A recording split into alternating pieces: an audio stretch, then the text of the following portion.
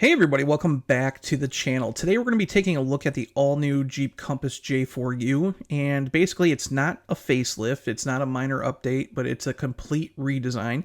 We've been talking a lot about this vehicle on the channel and on Mopar Insiders since its debut in May, early May, May 6th to be exact, but this thing is pretty interesting going forward because, again, since the last generation Compass made its debut in 2017, there's been a lot of advancements in technology and whatnot, and we're seeing this with this new Jeep Compass. If you look at the new Jeep Compass, again, this vehicle looks very, very appealing. It looks more like a traditional Jeep. It's boxier than what the current Compass looks like. It's in your face. And the weird thing is this was designed by the Jeep European design studio. And again, it's being rolled out in Europe first. It's going to be rolled out around basically globally. We're going to see it in Brazil and all that, and eventually North America. But we're still waiting to see what happens with, the Brampton plant. When is it going to come? Basically, what Jeep has done is they've extended the life of the current MP Compass that's built in Mexico by 9 months to kind of hold us over until this new vehicle comes. But we don't really know, when it's coming, if it's going to Brampton just yet.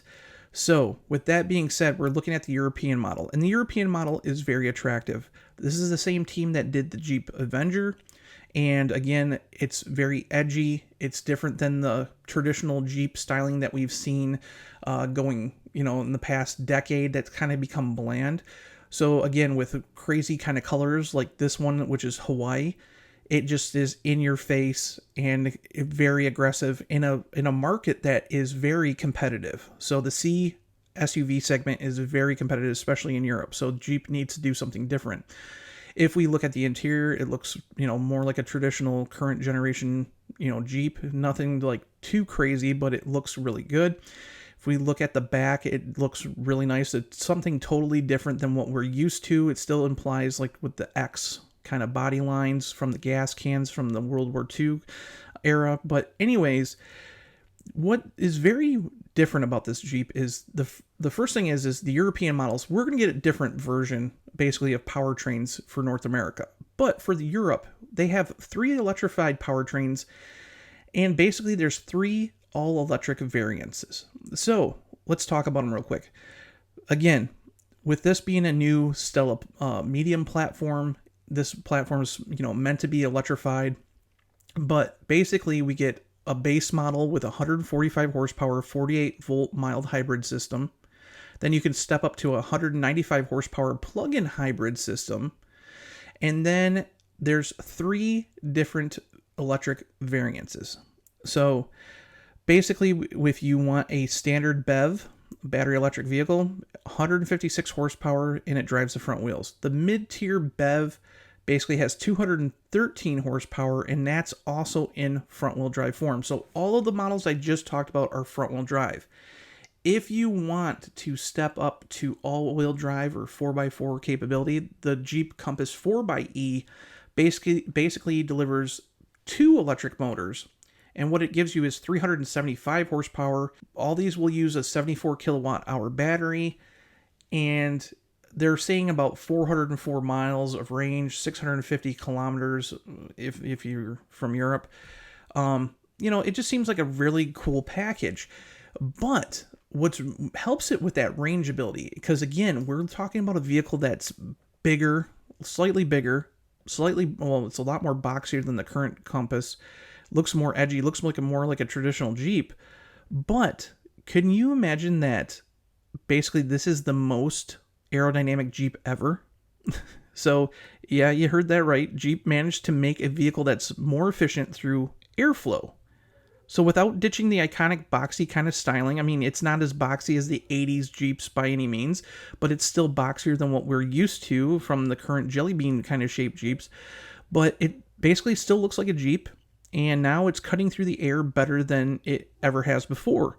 So how did they pull that off? So let's start with the engineering aspect of it. If you actually look at the next generation Stella medium platform, it was designed from the ground up for aerodynamics and specifically electrification. So that means it basically has a completely flat underbody. So again, underneath the vehicle, it's completely flat. So there's nothing protruding out, and that helps with airflow underneath the vehicle. If you look at the front of the vehicle, this is where we were talking about the front. If you look at it, it looks very plasticky in the front, but if you look at the actual grille design, okay, the 7-slot grille is non-functional. And we've seen that more and more going into, like, ever since the Renegade made its debut in 2015, we noticed that, only part of the 7-slot grille is being used, because now with, the latest computer aided, software and all that, basically engineering teams and design teams are realizing that air is more efficient if it's pulled down from lower in the vehicle. You can make a more aerodynamic vehicle, but you're actually getting just as much air from pulling it down lower in the front fascia. So with the new Compass J4U, you can see that down here, in the front fascia, there is these massive ducts coming through. And what that uses is active grille shutters, just like what we have on the Ram 1500 and a lot of other vehicles. Basically, they close when the engine doesn't need cooling. They reduce drag at the highway speeds and stuff like that. But that's not the only trick, okay? So yes, it does have a dummy 7-slot grille, but that's more for a brand recognition kind of thing. But if you look at the actual vehicle, there's a lot of different tricks going through this design. One of those tricks is air curtains in the rear wheel arches. Now, this is kind of like race car kind of things. We've seen this on some sports cars and stuff, but now it's trickling down to basically these small compact crossovers. So if you can see in the back wheel arch, you can see that this actual vent is pushing air through the wheel wells in through the vehicle. So basically what they're trying to do is they're trying to move air as efficiently as possible around the vehicle instead of having it buffer through the wind. If you look at the actual side of the vehicle, it's got a bigger rear spoiler. So basically there's an actual roof spoiler over the hatch, and we've seen that for years and years and years. But now it's not just it's not to enhance just a little bit of aerodynamics and make the vehicle look more sporty, but this one actually is very aggressive. And then if you look at the trailing edges, like basically how the body shape is designed, it's made to actually push air around the body. It's not made to just look sexy, but the actual edges are sharp enough where it can push air through basically the wind. But there's another thing that they've been doing too, and it's with the wheel design. So we've seen this in higher hyper cars and super sports cars and stuff like that, but what they're using is Aero optimized wheels. So now with the latest CAD and computer aided design, not only do the wheels basically look more appealing, but they can basically make little aero tricks into them as well. So you can see in this picture here how the wind goes through the front fascia and wraps around the wheel. And basically what the wheels do is helps kick that air out of the wheel well from creating a buffer.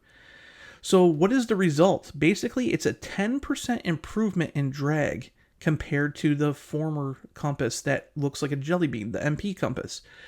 And basically that means it's got class-leading drag coefficient under, basically, listen to this, 0.29. 0.29. So, I mean, that's crazy low for a C SUV. If you look at, again, with the electric variances, it helps basically push, them to 160 kilometers or 404 miles of range on a full charge. And that even helps with the hybrid and plug-in models too, to help benefit range.